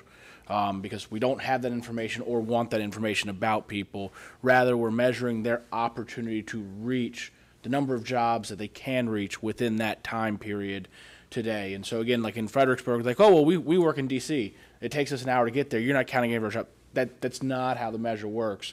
Within 45 minutes from Fredericksburg, you can get to Fort Belvoir, you can get to the Pentagon, you can get to a host of other issues. And so what we're measuring is really the opportunity and then the increase in opportunity provided by the project, which typically focuses on either a new link that shortens the trip distances or by reducing congestion by, improving an existing facility. And so we're not measuring where someone's actually going to work, rather the opportunity they have within a reasonable amount of time. I hope that answered the question, but I'm not sure it did. Regarding, you're proposing a resolution that we go ahead and approve? Not now, Okay, but we're just okay. going to go ahead, and what we'll have is he'll brief everyone on the final proposed, and then so we'll take a vote. Okay. So if you'll still have another chance to discuss this at least once more. And we've got 2 more meetings, so I suspect at least twice more with in that. We still have some public comment period. Yes. Correct. That is correct. So there might be some other issues too. Yeah, on that stuff. Okay, any other, Miss Valentine, go on. Dye my hair, Shannon. That's right. No, I just wanted to make a note that one of our own is celebrating his wedding on Saturday. Oh, yeah, Pat that's right. Connor. Yeah, and yeah. so I'm sure he's streaming us live. Yeah, live, I know. Yes, But, that's right. Just to offer our congratulations to he and his new bride-to-be. So anyway, No, I think that's wanted to great. acknowledge that great life change. I think we can all offer a resolution on best wishes and Yes. and all that. That'd be great. Mr. Connors, if you're listening, don't worry about transportation for at least through Saturday. True. I remember we're talking about that. Nick has been married now a little over a year. Oh, congratulations. Congratulations. My wife would be upset if I didn't correct you, too. 2 years, It okay. seems like 2 years, yesterday. Yeah, 2 years, okay. But I remember Nick coming in and he was planning his wedding, and he said he would plan to take some time, and it was September, I think, was that right? I said, sure, any day you want, Nick's fine. So, go ahead. I think he wrote back and said question marks. I mean, that's right. I think So, he actually spoke to the Arlington County Board within 4 days. He did. Of He got board, yeah, that's right. So on that topic, this is a very time-consuming board, and I want to thank everybody for the commitment, but life goes on. But I don't think we're able to do the things we do without the type of commitment, so I wanted to thank you for that. We have 2 more meetings left in the McAuliffe administration. The next one will be at the Homestead in late October. Just to remind everybody, we'll get you all the information out, but we will be starting early Monday morning, so most of you will be coming in on Sunday evening. And then Monday night, Mr. Whitworth has graciously invited us for a reception, and all of your significant others who would like to attend, we would encourage you to bring them, and if you're available to that. Then on Tuesday, we will continue and finish up our action items, and then Tuesday afternoon we will go right into the conference. And there'll be opening sessions. Tuesday night will be the openings, reception. And then on Wednesday, during the morning, there will be sessions. And then that afternoon is open for a golf tournament or other activities. The governor will be joining us for the golf tournament. I think he'll be playing golf. And then he'll be awarding prizes, and then he'll be staying that evening for, I think, what is something will really be interesting, sort of a town hall. Instead of a address of, a group or a dinner, we're going to have it set up where, and he'll make some opening comments, I'm sure, but just to take questions from the audience and talk about his time and anything probably, but particularly transportation during his governorship. So I think that will be a very, very interesting evening.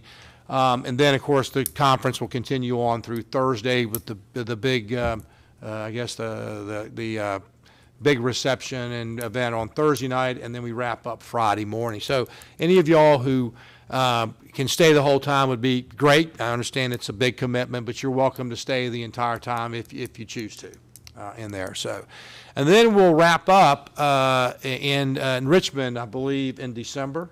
And it's looking like the first part of December that we'll have in there. We're all going to need to meet because there are going to be some action items, particularly the Ashland. We're going to have to make that because decision is needed for the federal guidelines.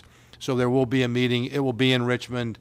It looks like probably it's going to have to be 2 days, but if we can make it one, we'll let you know. But it doesn't appear that's going to be an opportunity. And plus, I suspect there will be pretty significant public comment for that'll be the last time before this vote, and I do not want to rush that. We should give them ample opportunity to do that. Yes, Mr. Kaspers. Actually, a comment and a request. I have been somewhat critical of limited competition on VDOT bids in the past. I knew you were going to bring this up. And I have to say that I should be complimentary when great work is done. So I just wanted to compliment the VDOT team on good competition and good pricing that comes from that. My compliments. We're going to, I guess it's public now, Charlie, about the high-rise bridge. We haven't made a decision, but it's public. The bid price is this is a design build, so it's a combination of price and score that will ultimately select the contractor. But we did receive bids on the high-rise bridge, and the low bid is well under the estimate. And that will allow those funds as a combination of HR TAC funds and smart scale funds. So again, that'll be an opportunity to do other things with the funds. Because we pro rata share, and we're roughly 80-20 with them, Charlie, something like that. I'm rounding off. Yeah, about that. So 20% of any savings will go back into smart scale. And that came out, I think, the high priority fund. I believe so. So that will give an opportunity for recommendation, and maybe another project can get done in that. And so just letting you know, it's not finalized, but that would be the way the process would work. It would go back into the pot of money that worked from which it came. And generally speaking, what we'll do is as we prepare for the award and after the award, we go through a scope validation period, which is sort of the I'll call it a moderate risk time, where the potential to come back and there may be issues that would require additional compensation. That generally, in terms of the scale of a project, is well under 3% on average. And then looking to make sure once contingencies are still set aside, there's likely going to be money to reprogram. We have done that already on segment 1 and I believe segment 2 of 64, where the bids came in, we had sufficient money to cover contingency, and we pushed the money back into HR TAC for them to reprogram to other projects. I just want to make that comment because I do believe there's a very good momentum going around, and contractors, I think we're seeing some of the benefits of some of the incentive programs that VDOT's put in, the certainty of getting paid. Our 6-year plan is really something they can plan their businesses on. So I think we're seeing some of those economies. I'm not saying it's all, but I do think that's part of it, that there's going to be plenty of work in Virginia. But at the Chesapeake Bay Bridge Tunnel commissioning, Mr. Malvin and I are starting to work over there. I was talking to Dragatis, who's the team that won, and of course, they're going to be using tunnel technology first in the Commonwealth, the bored tunnel. But of course, they're also planning out, they say that's going to warm up just perfect for us to bid on the Hampton Roads Bridge Tunnel. I mean, so those are the type of things that do make a difference, those type of economies of scale. And I think the certainty and the way we're approaching it is showing benefits in addition, not just in low pricing, but just in our continuity of our program. So I think that's, a positive.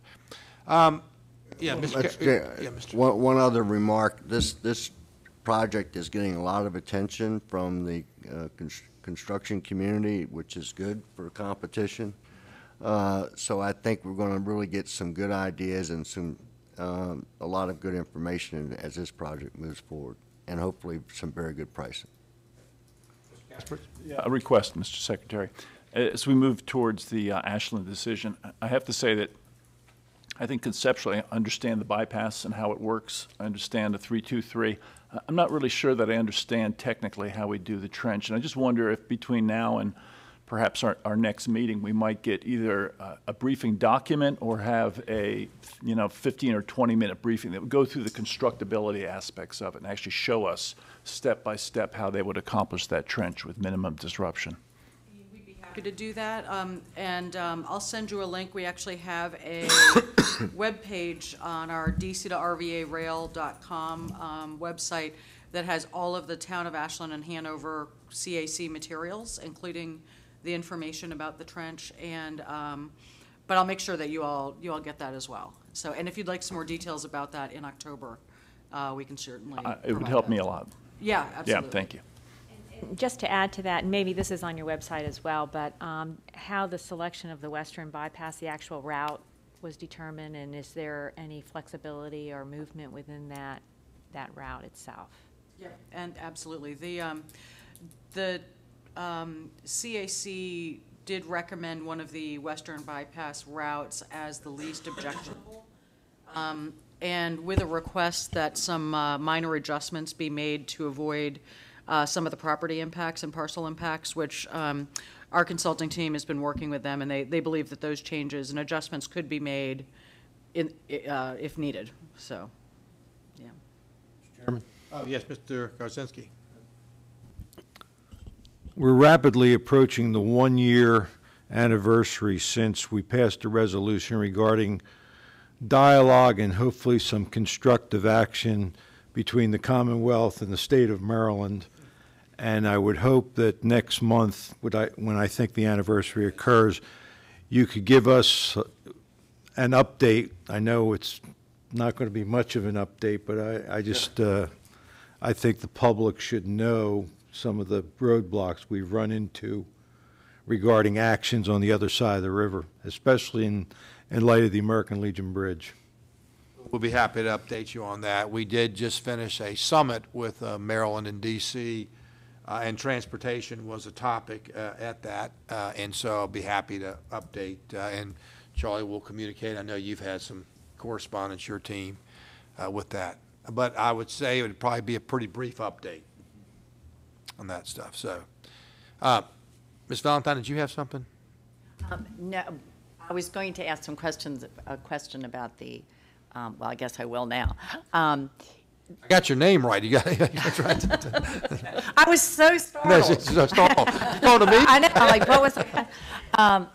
No, as we're talking about, Ashland and the decision coming up, and I thought your points this morning were just very well taken. There was some public comment, though, about CSX and that third rail. And this was a question that had not occurred to me. Who actually is going to own that third rail? And who would own it and maintain it? Well, and that hasn't been determined Be yet. negotiated. Yeah, it hasn't been determined yet. Right now, again, we're just looking at the alignment and potential impacts. So if an alignment like that were chosen, then I think we'd have to work through all of those things. And that was my point, that many of the comments they're making, and they're doing what they should do in their response. They're making comments they're not giving away any position, and it'll all be negotiated. And their starting position is, well, we're not going to pay for it or maintain it. But I suspect it would change based on going forward because they like to control everything their trains run on. So that's just to point out, I think, I don't understand what they're doing. I just wanted the citizens to understand a position taking now may not be the position that ends up because it's all to be negotiated. And we're simply, as Jennifer pointed out, just identifying an alignment. Because there was the comment made about, well, CSX has no interest in using the western bypass should it be built. And I was under the impression that decision had not, or that comment, yeah. So I wanted to make sure, just understand the context of this. All of this is still being negotiated at this point. And I expect that, because we are in the public comment period right now for the draft DIS, we do expect, and CSX has told us that they're planning to give us some pretty detailed comments on the alignment. So I expect that we'll have their official position before that period's over. So that was a point I wanted to make, is that we really haven't heard from them officially. There. Yes. Secretary, I want to return to something that you said yesterday and query a little bit how to make it more formal. And this is regards to road naming. This is an issue that's a little hot in my part of the Commonwealth. And I appreciated you very much saying that you were not going to bring us recommendations to do the kind of road renamings which we know are very controversial. And I guess my question to you is there a way to communicate that formally? Because it would help clarify a number of things in Northern Virginia. That's why I made it publicly yesterday, that comment, that there may be some technical way that the CTB could do something, but I have no intent of bringing the CTB in this discussion, nor do I think it should be in this discussion. I believe this is one for elected officials. Both local and state elected officials. We're an appointed body to move transportation forward. If we were directed by the legislature, then that would be something that obviously we would have to do. We have spent the last 4 years, and I really have meant this, trying to depoliticize these decisions. And this would do nothing more than to bring us right into the things that we said we're not going to do. And in fact, I do also recognize we are not an elected body. I'm not elected. We're all appointed. And I believe these are decisions. Most of the roads, many are named by the General Assembly. We have the ability with, primarily deceased individuals, I think is what our policy has been, Charlie. But at the request of governing body. Governing body. At the request of that governing body, we can do that. This is something I think it requires a lot of public discourse and disclosure, and I don't think that as long as I'm chairman, I believe that the CTB is not going to get involved in that. So that's why I said it, and said it in that. So because I know there's lots of different ways people have different opinions looking at what you can do and can't do, and I think that gets around the spirit of what this is all about. That's why I started saying you ask people to stand when we name these roads because they're deceased and have been in honor, and I'm not making any remarks about what's honorable and what's not, but I'm saying this is, I do not believe, a topic for an unelected board.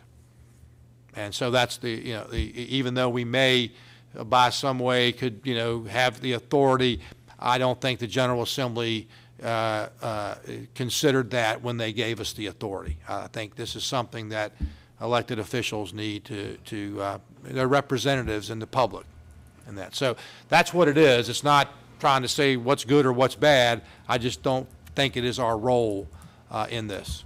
And again, obviously, whatever decision, it is a political ask, right? I mean, you know, no matter what it is. And I don't, as chairman, I'm not going to bring that up.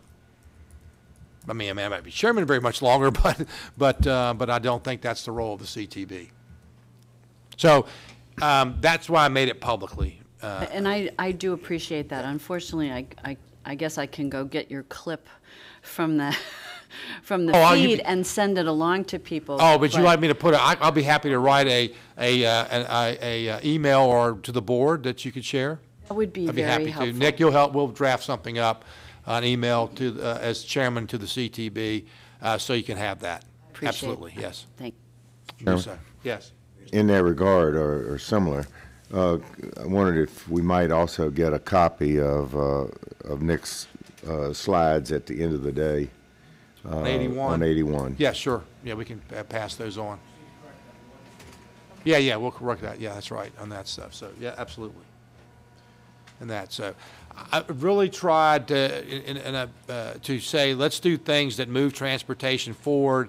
I don't, you know, I don't have any difficulty taking a decision or difficult decision, but a transportation decision. I just don't see that as our role and that stuff. So, any other new business or comments?